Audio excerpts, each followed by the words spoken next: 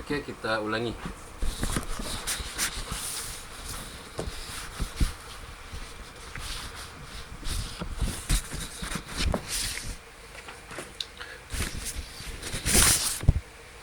Terima kasih Pak Kabak, mohon izin mengambil alih majelis. Yang Maha Pengasih dan Maha Penyayang Allah Subhanahu wa taala, yang termulia Rasulullah sallallahu alaihi wasallam, salawat dan salam kepada beliau, kepada keluarga, sahabat, pengikut dan para pengikutnya. Semoga kita semua termasuk meninggal dengan husnul khotimah dan mendapat syafaatnya. Yang kami hormati Ketua beserta anggota, Ibu Sekretaris, pejabat administrasi dan pejabat fungsional, serta para staf. Assalamualaikum warahmatullahi wabarakatuh. Semoga keselamatan, rahmat, dan berkah Allah tercurah pada kita semua.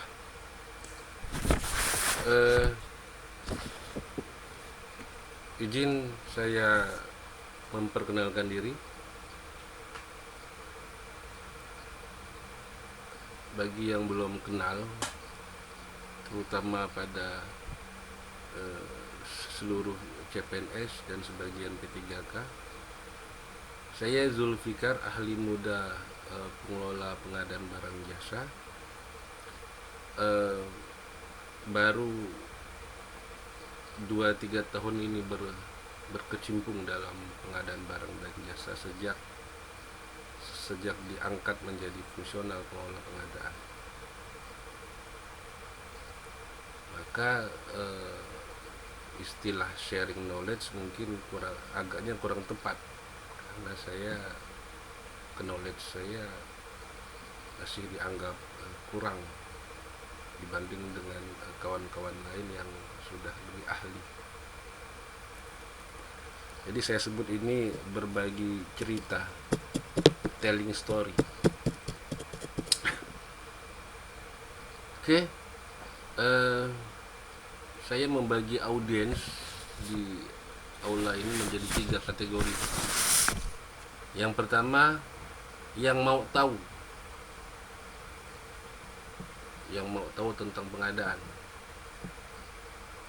Kategori pertama ini adalah audiens yang tertarik dan terus meningkatkan kapasitas diri di bidang pengadaan, yaitu para pelaku pengadaan yang tergabung dalam satuan pelaksana UKAP PBJ, dan audiens yang berminat untuk tahu lebih banyak tentang pengadaan sehingga mau ikut pelatihan dan sertifikasi. Kategori kedua, yang tidak mau tahu tentang pengadaan, adalah audiens yang tidak tertarik dengan pengadaan, umumnya karena trademark pengadaan yang berkaitan dengan pemeriksa dan aparat penegak hukum. Audiens kategori 2 ini tidak mau ikut pelatihan, dan apabila ikut pelatihan diusahakan bagaimana caranya tidak lulus. Dulu saya termasuk dalam kategori 2 ini. Bagaimana caranya tidak terlibat dalam pengadaan, namun nasib berkata lain. Kategori ketiga, yang tidak tahu apa-apa tentang pengadaan. Audiens kategori ketiga ini tidak tahu apakah ada minat atau tidak, karena tidak tahu apa-apa tentang pengadaan barang dan jasa. Bahkan duduk di aula ini pun tidak tahu acara apa ini. Yang penting diundanglah rapat.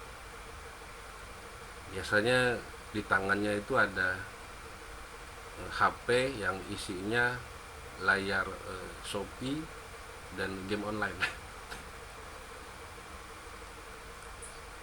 Untuk kategori ketiga ini saya punya story, punya cerita bagaimana pengadaan in daily life, di kehidupan sehari-hari.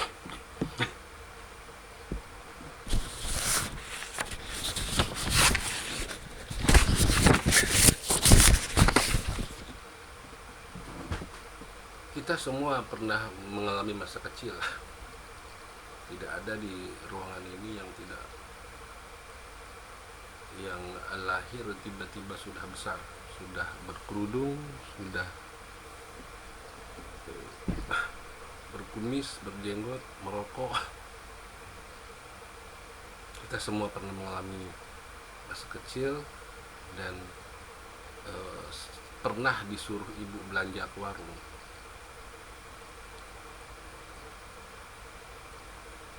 In one time, ibu menyuruh berbelanja ke warung untuk membeli barang keperluan dapur. Beli telur 5 buah, bawang merah 1 kilo, bawang putih setengah kilo, dan gula setengah kilo. Ini duitnya 100.000. Tolong belikan, ya nak. Itulah pengadaan. Anda disuruh berbelanja tapi tidak menggunakan uang Anda. Kemudian ibu berkata lagi, beli telurnya yang bagus ya, bawangnya juga yang bagus. Anak pun balik tanya, "Cemana bu, telur yang bagus tuh, bawang yang bagus tuh?" Telur yang bagus itu, kata ibu, kalau direndam dia tenggelam dan tidak ada tai ayam di telurnya itu. Kalau bawang yang bagus itu kulitnya tidak terkelupas dan tidak busuk. Inilah spesifikasi teknis belanja kebutuhan dapur yang disampaikan ibu kepada anak. Lalu tek anak pun pergi ke warung. Anaknya memilih warung yang terdekat dari rumah. Alasannya karena dekat. Sampai di warung, si anak ditanya dengan penjaga warung, "Beli apa nak? Beli apa dek?" Dan si anak pun mengingat-ingat, berpikir, apa ya, beli telur 4, bawang 2 kilo, bukan sekilo. Situlah pentingnya administrasi dan dokumentasi pengadaan dalam bentuk tulisan, sehingga tidak lupa mau beli apa. Oke, selanjutnya anaknya ingat dan berbelanja. Ketika selesai belanja, ada kembalian 20.000. Anak ini berpikir nih, pikiran yang pertama, kembalikan aja semuanya ke ibu. Pikiran yang kedua, bilang aja ndak ada kembaliannya dengan ibu, simpan aja.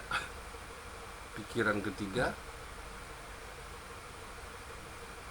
kembaliannya belikan aja kue, belikan aja rokok, coklat, ke apa kan.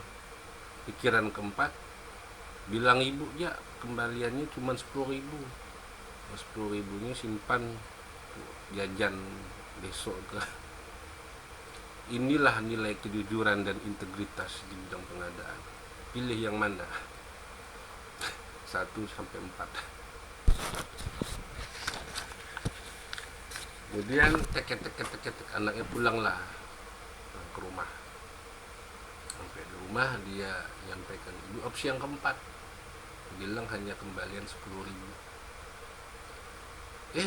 Ternyata ibunya tahu harga, berapa telur sebutir, berapa bawang merah 1 kilo, berapa gula seon. Anaknya pun ketahuan bohong, kena marah lah dia.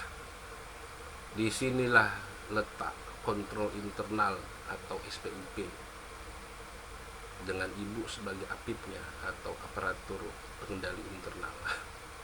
Oke, itu gambaran singkat mengenai pengadaan in daily life. Kita semua pernah melakukan pengadaan. Kita semua pernah berbelanja tidak menggunakan uang sendiri.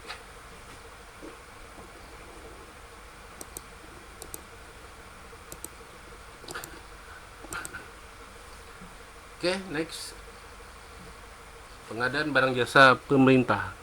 Sama. Kita disuruh belanja bukan pakai uang kita, pakai uangnya pemerintah, baik APBD maupun APBN. Pengadaan barang jasa pemerintah itu sedikit lebih rumit dari contoh tadi, tapi sebenarnya intinya sama dan ada dokumentasi administrasi di setiap tahapan tadi yaitu tahapannya dari identifikasi kebutuhan sampai dengan serah terima hasil pekerjaan.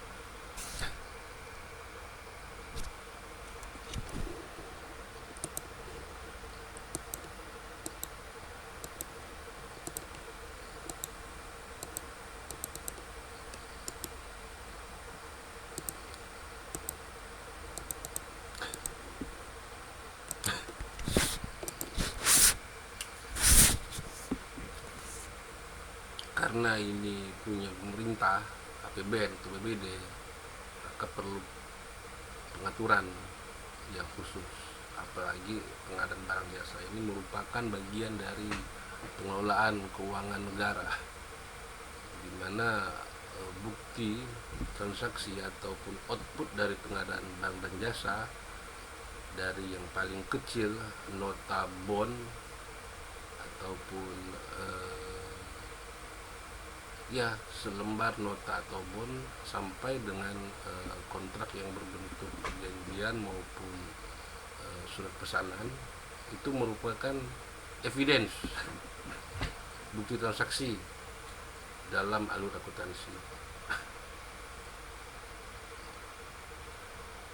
Pengadaan berperan dalam pelaksanaan pembangunan nasional. Nah, ini dia. Ini kitab sucinya pengadaan barang jasa, yaitu Peraturan Presiden nomor 16 tahun 2018 yang telah diubah 2 kali, terakhir nomor 46 tahun 2025. Sebelum era 2018, pengadaan barang jasa identik dengan kekerasan, baik kekerasan ya fisik, bukan seksual.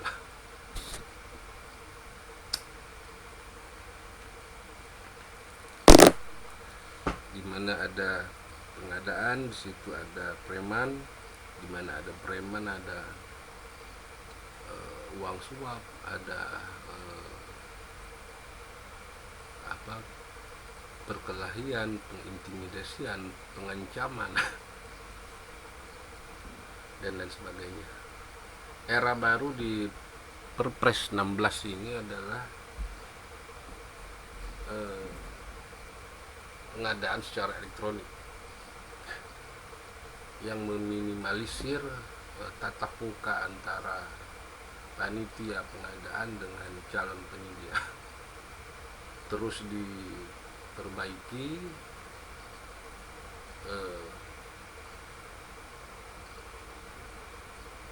dari tahun ke tahun. Sedangkan lembaga atau instansi yang memiliki kewenangan adalah LKPP, yaitu Lembaga Kajian Pengadaan Barang Jasa Pemerintah.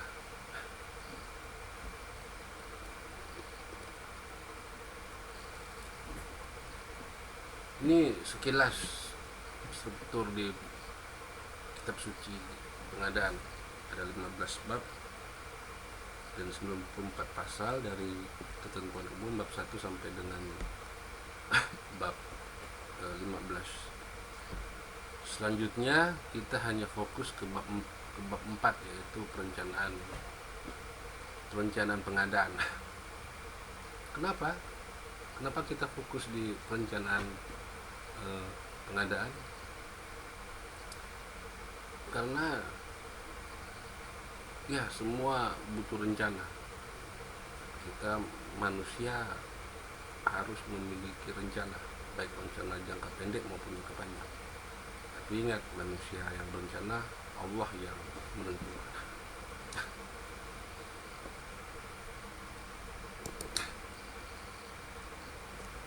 Nah, ini singkat saja. Cara pengadaan itu ada dua, swakelola dengan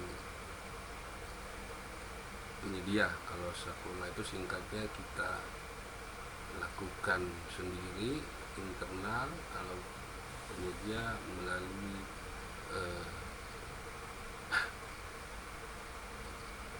pelaku usaha yang ada di pasar. Ini nanti dibahas di lain hari. Apa tujuan pengadaan? Yaitu untuk menghasilkan barang jasa yang tepat.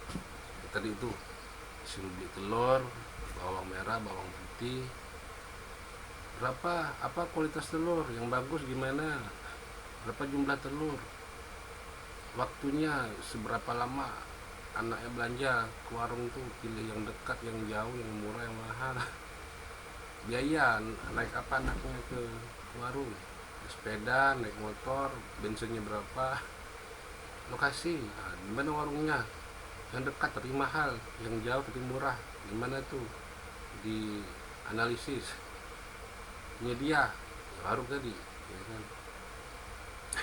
Siapa penyedia warung nih, bisa ngutang enggak?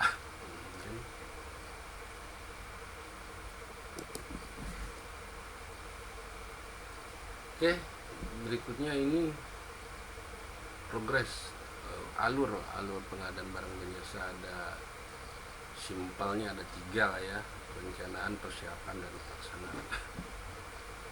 Untuk persiapan dan pelaksanaan itu khusus dilakukan oleh pelaku pengadaan. Apa itu pelaku pengadaan? Pelaku pengadaan adalah orang atau person yang ditunjuk sebagai 1 PA atau KPA, 2 PPK, ketiga Pajak Pengadaan, 4 Pokja Pemilihan, dan fungsional pengadaan. Ini tidak kita bahas, ini kita hanya fokuskan ke perencanaan. Kenapa? Karena dalam perencanaan ini melibatkan tidak hanya pelaku pengadaan, unsur lain juga dilibatkan dalam melakukan perencanaan. Setidaknya berkaitan dengan kegiatan yang termuat dalam mata anggaran IPA, perjanjian kinerja, rencana strategis, dan dokumen lain yang dimiliki oleh Satker.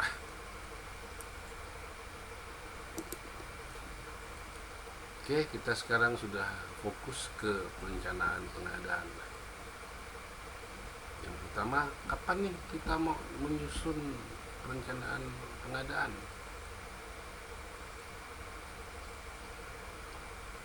Idealnya atau biasanya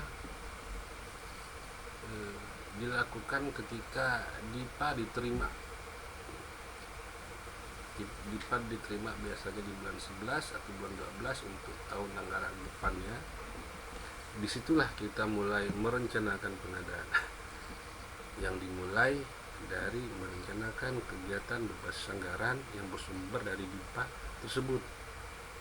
Kita lakukan pencermatan anggaran, kita hitung ulang kebutuhan anggaran dari setiap sub kegiatan yang ada, lalu kita buat matrik kegiatan, pisahkan yang mana belanja non pengadaan seperti halnya perjalanan dinas, honorarium,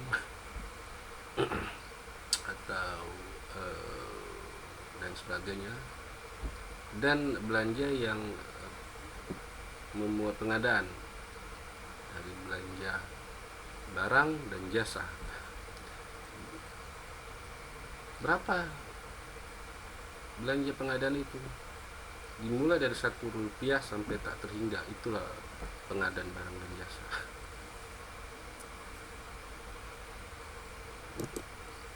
Oke. Perencanaan pengadaan itu terbagi ke 6 langkah, 6 tahapan,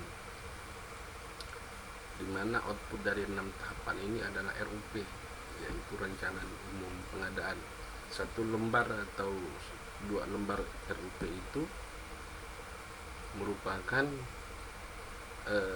hasil dari 6 tahapan ini. Setiap jenis belanja. Yang pertama apa? Identifikasi kebutuhan. Langkah awal dalam perencanaan pengadaan adalah identifikasi kebutuhan. Langkah awal ini adalah langkah yang utama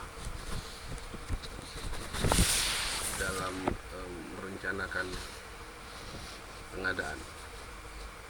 Kemudian yang kedua, penetapan jenis barang dan jasa. Yang ketiga, metode pengadaan.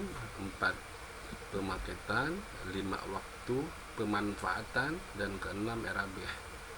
Dari 6 tahapan ini, khusus untuk tahapan 2, 3, dan 4 itu dilakukan oleh PPK atau pejabat pembuat komitmen dengan bersinergi bersama KPA.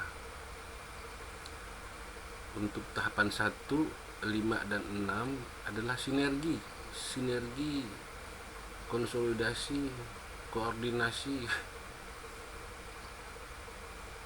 ngopi bareng antara pejabat administrasi bersama dengan PPK dan KPA. Adanya dialog kerja di situ. Karena ada porsi yang tidak diketahui oleh PPK, ada porsi yang tidak diketahui oleh pejabat administrasi. Oke.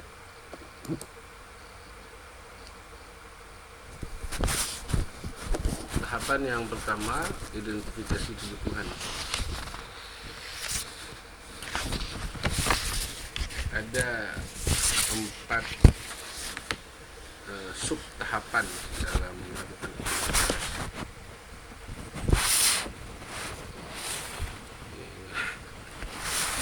Yang pertama, menentukan jenis kebutuhan. Misalnya ada ATK. Nyambung tadi, setelah DIPA diterima, dilakukan pencermatan anggaran bla bla bla bla, dapatlah materi kegiatan bla bla bla. Sampel misalnya 1, sebagian umum.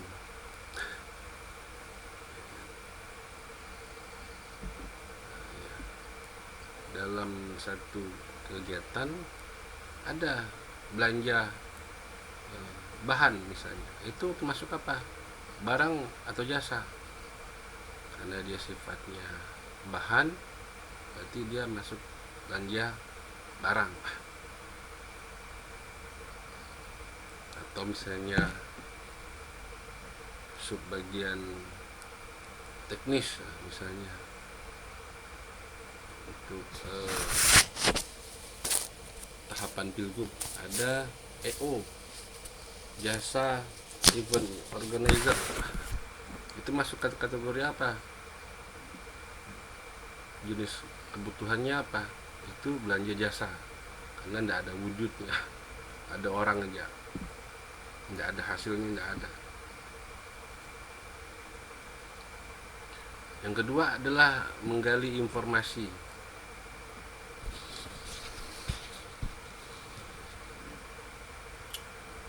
Misalnya tadi ATK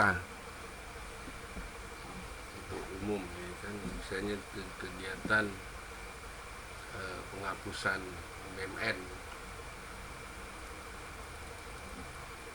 Apa nih ATK yang dibutuhkan nih? Kertas, pulpen, tip X, kertasnya berapa rim? Wah, bingung nih, iya kan?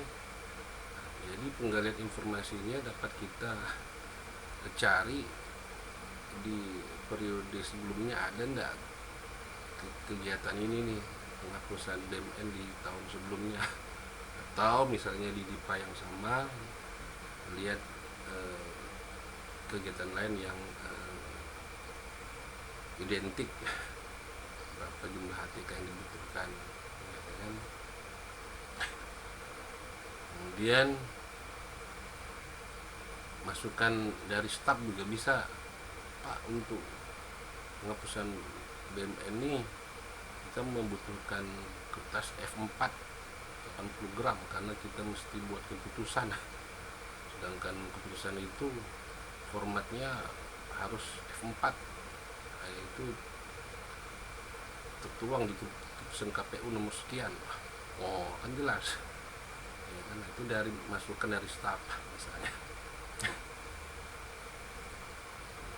Lalu yang berikutnya, analisa kebutuhan.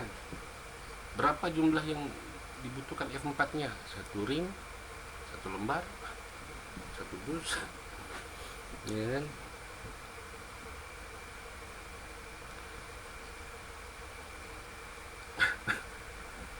Atau misalnya selain ATK, laptop misalnya, pengadaan laptop, analisa kebutuhannya apa nih, kita mau laptop yang gimana yang mau kita beli, untuk siapa tuh, untuk staf yang mana, untuk kegiatan apa, apakah untuk kegiatan yang sifatnya rutin atau khusus. Yang keempat, menyusun karakteristik kebutuhan.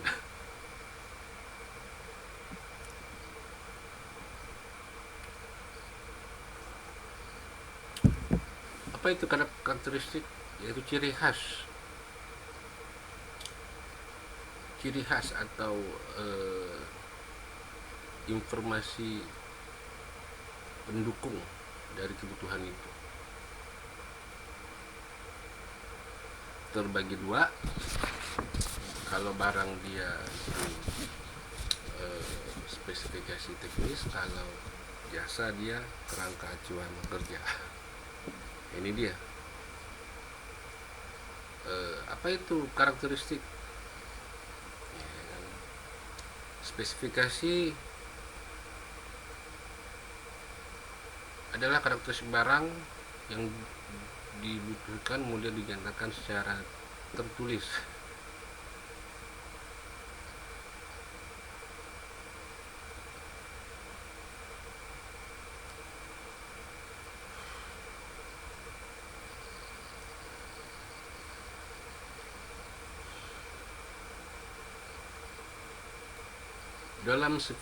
Dalam sedangkan jasa, sedangkan KAK atau kerangka acuan kerja adalah gambaran ruang lingkup atau struktur sebuah kegiatan. Dalam KAK dapat termuat spesifikasi teknis, tapi dalam spesifikasi teknis tidak akan termuat KAK. Di situ bedanya.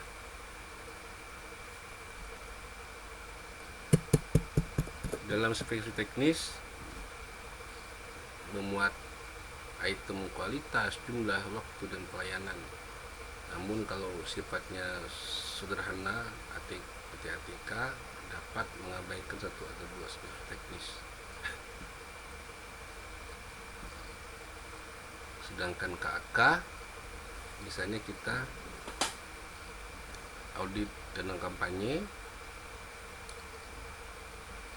kita susun uraian pekerjaan dari latar belakang sampai output pekerjaan yang mengacu pada ketentuan yang dituangkan oleh KPU ataupun mengacu pada ketentuan lainnya, ataupun kita mencari informasi di internet.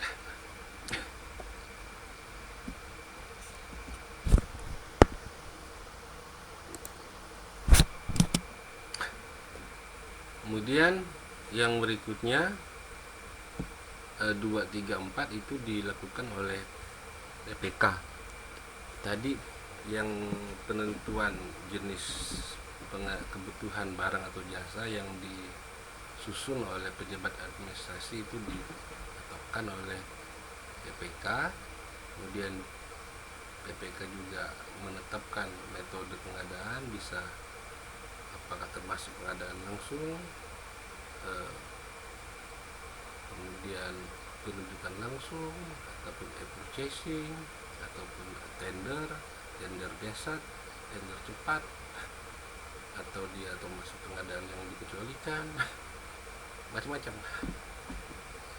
Pemaketan dan konsolidasi, nah ini dilakukan juga oleh PPK. Kalau pemaketan itu penggabungan beberapa jenis barang atau jasa, ATK digabung semua dari 6 sebagian, ya kan, belanjanya cuma sekali, tidak 6 kali. Kalau konsolidasi, penggabungan beberapa sumber mata anggaran dengan beberapa PPK di dalamnya, termasuk konsolidasi belanja logistik, pemilihan, dan pemilu. Oke. Waktu pemanfaatan, tahapan ini ada kaitannya dengan pencermatan DIPA yang dilakukan di bulan 11 itu. Misalnya untuk kegiatan tadi penghapusan BMN, setelah dibuat time schedule 12 bulan, Kasubag Umlok memperkirakan kapan harus dilakukan penghapusan. Sumbernya mana? Bisa jadi dari ketentuan yang ada, misalnya penghapusan surat suara dilakukan sebulan setelah pelantikan. Berarti ketika masih tahapan tidak boleh menghapuskan suara. Atau misalnya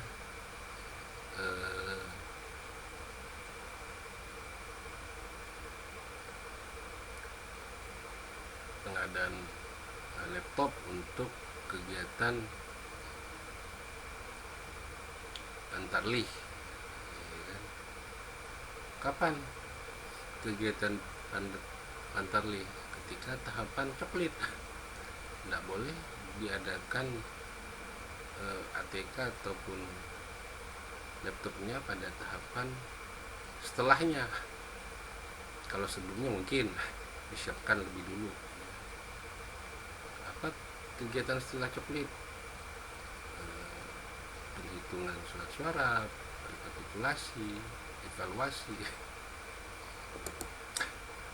anggaran biaya. Nah, ini yang sinergi kental antara pejabat administrasi dan PPK. RAB sekurang-kurangnya memuat komponen, rincian biaya, volume, satuan ukur, biaya satuan. Nah, ini yang menjadi tarik ulur. Oh, itu kerjaannya PPK, ya kan? Padahal ini adalah sinergi. Karena misalnya untuk kegiatan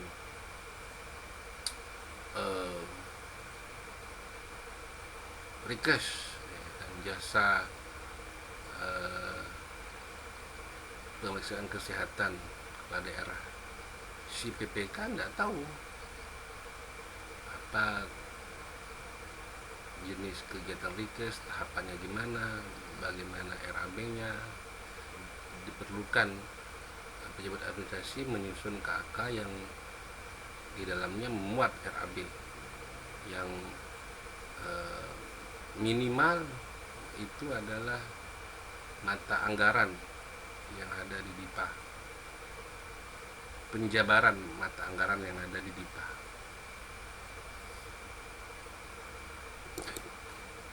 Oke, nah ini singkatnya pembagian tanggung jawab dalam perencanaan pengadaan. Ada porsi administrasi dan porsi PPK, pejabat pembuat komitmen, dari identifikasi sampai dengan penetapan anggaran pengadaan. Oke. Ini output dari perencanaan pengadaan adalah RUP, di mana setiap item-item dalam RUP merupakan dokumentasi setiap tahapan dalam perencanaan pengadaan, identifikasi kebutuhan sampai penentuan RAB. Ada nama paket, uraian pekerjaan, spesifikasi pekerjaan, sumber dana, jenis pengadaan, metode pemilihan, pemanfaatan barang dan jasa,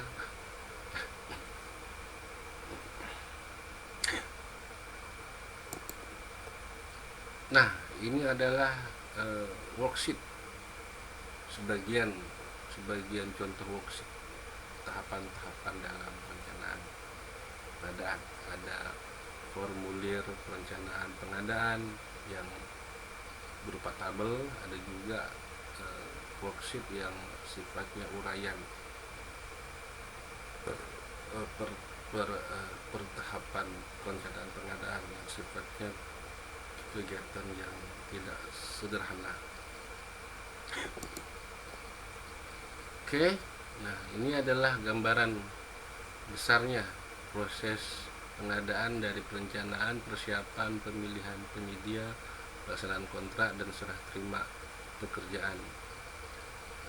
Yang kita bahas di sini hanya perencanaan pengadaan, sedangkan persiapan sampai serah terima itu tidak kita bahas, itu ranahnya pelaku pengadaan, yaitu KPA, PPK dan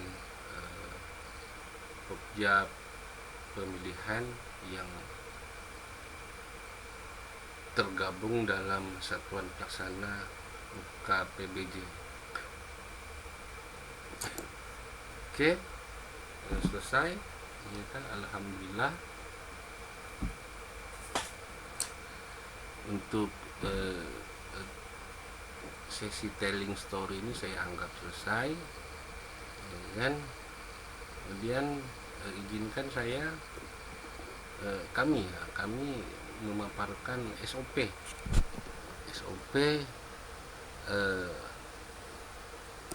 dari subbagian umum dan logistik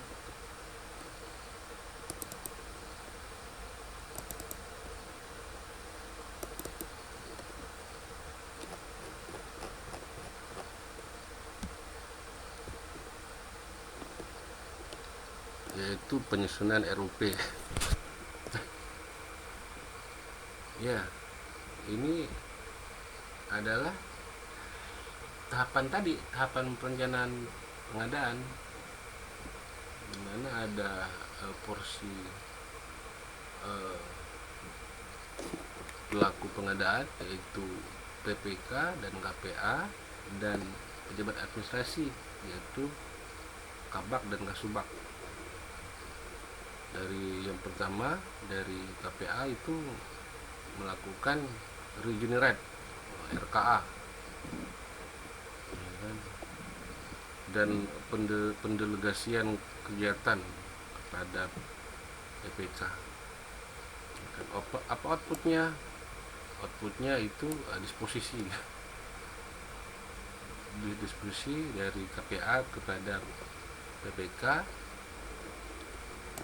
Langkah kedua, ya kan, PPK meminta kesediaan pejabat administrasi dalam menyusun matrik kegiatan, karena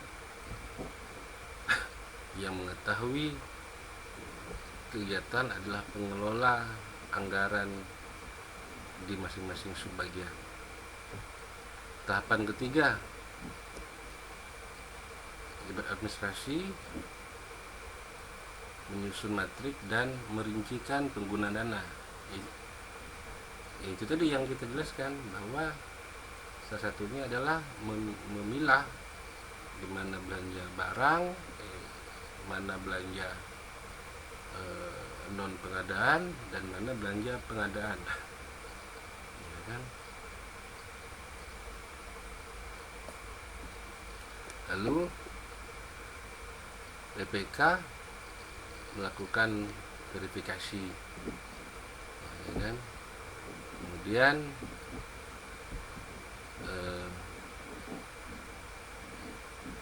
membuat paket. Paket itu ya seperti yang kita jelaskan, ada pemaketan dan konsolidasi, apakah ATK dari 6 sebagian digabung 6-6-nya atau digabung 3-3 atau bagaimana, itu disusun dan diserahkan kepada admin. Untuk apa? Untuk diumumkan, ya kan? Apabila KPA setuju terhadap usul PPK, maka RUP itu diumumkan di website ataupun di sirup. Ini adalah flowchart, gambaran singkat dalam bentuk gambar atau flowchartnya yang sudah diundangkan dan sudah ditetapkan oleh Ibu Sekretaris. Saya kira sampai di sini telling story saya. Mungkin kalau ada sesi yang kurang jelas, silahkan, ataupun yang ingin berdiskusi silahkan, saya buka ruang.